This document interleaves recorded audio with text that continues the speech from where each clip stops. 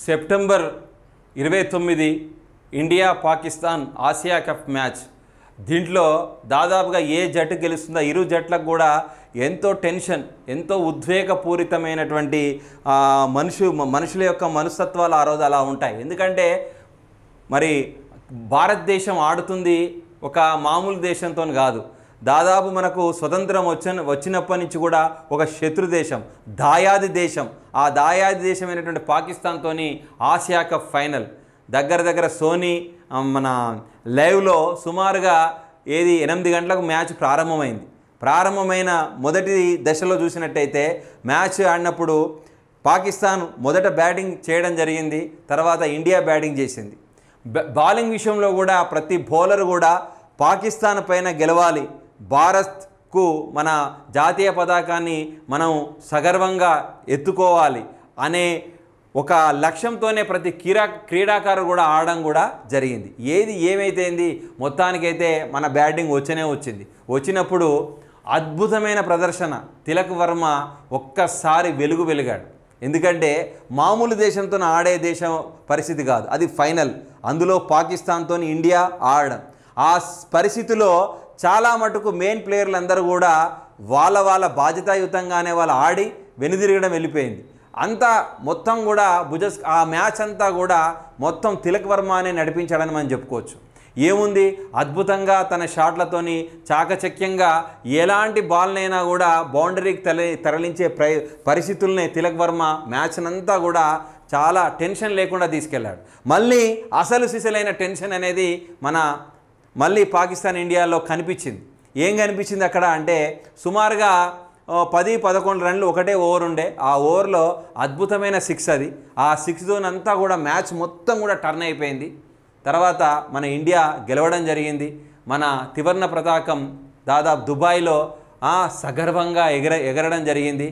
ఎక్కడ చూసినా తిలక్ వర్మ పేరు మారుమోగడు. మైదానం కానీ భారతదేశం మొత్తం కూడా తిలక్ వర్మ అనే ఒక అద్భుతమైనటువంటి వాయిస్ అనేది పేలడం అనేది జరిగింది. ఏదైతేంది రికార్డులు ముఖ్యం కాదు, అవేవి ముఖ్యం కాదు, దేశం గెలవడం ముఖ్యం, దేశ పతాకం అనేది వివిధ దేశాల్లో ఎగరడం ముఖ్యం అనే సంస్కృతి మన ఇండియన్ ప్లేయర్లో ఉంది. మొత్తానికైతే అద్భుత విజయాన్ని తిలక్ వర్మ తన యొక్క బ్యాటింగ్ శైలి ద్వారా, బ్యాటింగ్ నైపుణ్యం ద్వారా మనకు ఆసియా కప్లో తనదంటూ ఒక పాత్ర వహించడం జరిగింది. ఇది మన తెలుగువాడి విజయం, మన తెలుగు జాతికి ఎంతో గర్వం. ఎందుకంటే హైదరాబాద్ వాసి. మొత్తానికైతే మన ఆసియా కప్ ఫైనల్లో తిలక్ వర్మ అద్భుతమైన విజయాన్ని మన భారతదేశానికి ఇవ్వడంలో కీలక పాత్ర పోషించడం జరిగింది. ఈ విషయం పైన నిన్న జూబ్లీ హిల్స్లో రేవంత్ రెడ్డి గారి నివాసానికి రేవంత్ రెడ్డి గారు మన రేవంత్ రెడ్డి గారు మన తిలక్ వర్మను పిలిపించి తనకు సన్మానం కూడా చేయడం జరిగింది. సన్మానం చేసినప్పుడు తిలక్ వర్మ గారు ఆయనకు మన సీఎం రేవంత్ రెడ్డి గారికి బ్యాట్ గిఫ్ట్గా ఇవ్వడం కూడా జరిగింది. ఇది ప్రధానమైనటువంటి వార్త. ఇది దేశవ్యాప్తంగా ఇప్పుడు మొత్తం చూసిన ఫేస్బుక్, సోషల్ మీడియాలో కానీ, యూట్యూబ్లో కానీ, ఇన్స్టాగ్రామ్లో కానీ మొత్తం ఏ పేజీ చూసినా తిలక్ వర్మ ఆడిన ఆ క్లిప్సే మనకు దర్శనమిస్తున్నాయి.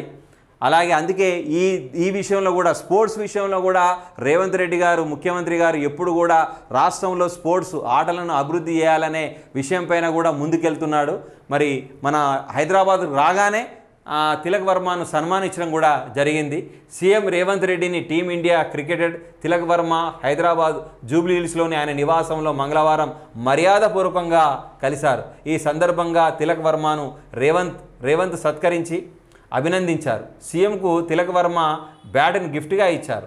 ఆసియా కప్ 2025 ఫైనల్ మ్యాచ్లో పాకిస్తాన్పై టీమిండియా విజయంలో తిలక్ వర్మ కీలక పాత్ర పోషించారు. ఈ కార్యక్రమంలో మంత్రి వాకిటి శ్రీహరి, షార్ట్స్ చైర్మన్ శివసేనారెడ్డి తదితరులు కూడా పాల్గొనడం అనేది జరిగింది. ఇది ఒక అద్భుతమైనటువంటి వార్తగా మనం చెప్పుకోవచ్చు. ఎందుకంటే మన తెలుగువాడు దాయాది దేశం పైన ఆడి మన దేశానికి గర్వంగా మన త్రివర్ణ పతాకాన్ని దుబాయ్లో సగర్వంగా ఎగిరవేసే పనిలో మన తెలుగు జాతిరత్నం తిలక్ వర్మ ఉండడం అనేది మన తెలుగు జాతికే గర్వం.